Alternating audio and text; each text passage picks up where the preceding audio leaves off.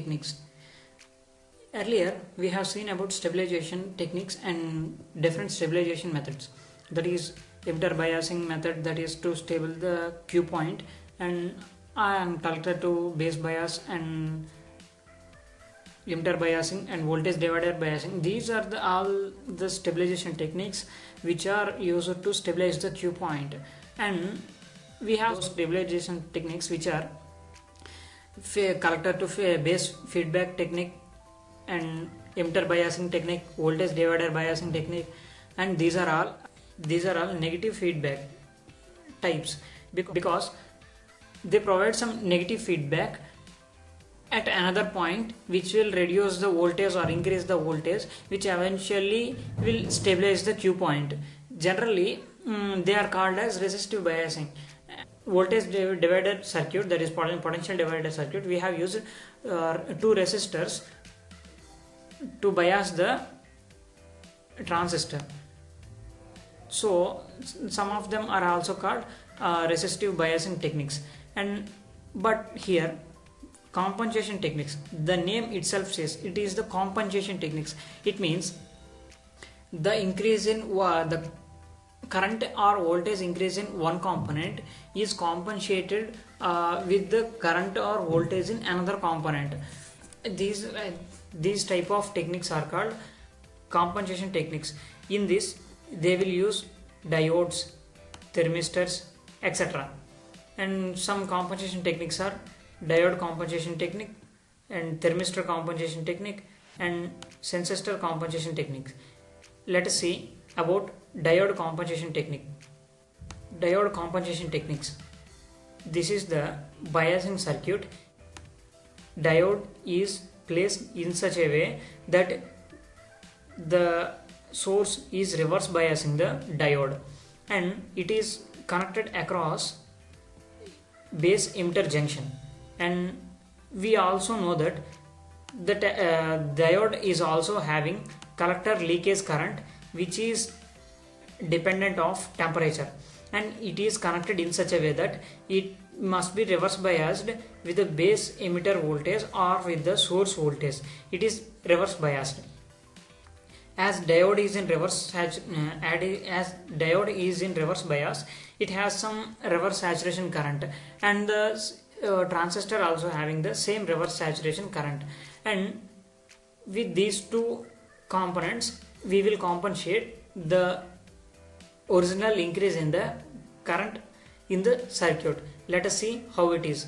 This is the whole circuit of diode compensation technique. In this, RC is the collector resistor and RB is the base resistor. In parallel with the junction base and emitter, we have connected a diode in parallel with the base emitter junction, and the emitter is directly grounded, and there is no emitter resistor is used in this circuit. This is nothing but fixed biasing technique except the diode. Let us see the circuit analysis. And this is the circuit, and the base current is given by IB is equal to I1 minus IO. That is the IB, that is base current, is equal to I1, that is entering current. As the diode is reverse biased, and we know that current flows from cathode to anode, and so this is the leaving current, and this is the leaving current, and this is the entering current.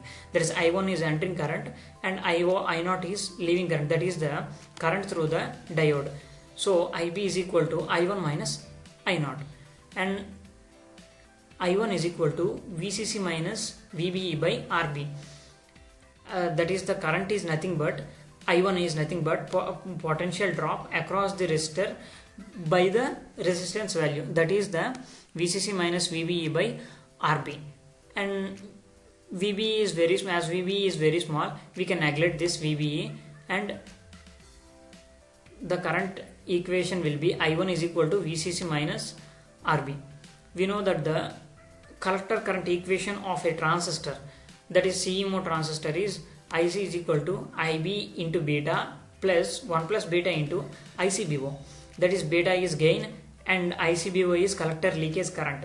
As the beta is very greater than 1, as we have explained it earlier. That is, if beta is 100 and if we add 1, that is 101, and it is not a big difference from 100 to 101. So we can neglect 1 plus beta, and we can replace this 1 plus beta with beta. And so we have replaced the 1 plus beta with beta, and this IB with I1 minus I0. IC is equal to IB is replaced with I1 minus I0, and ICBO is 1 plus beta is replaced with beta. So the final equation is IC is equal to I1 into beta minus beta into I0 minus ICBO. That is nothing but the beta is in common with I0 and ICBO, and we know that these two are leakage currents, and as the transistor and diode is made up of same semiconductor material, if these two are made up of same semiconductor material, the amount of collector leakage in the diode is equal to the amount of leakage current in the transistor.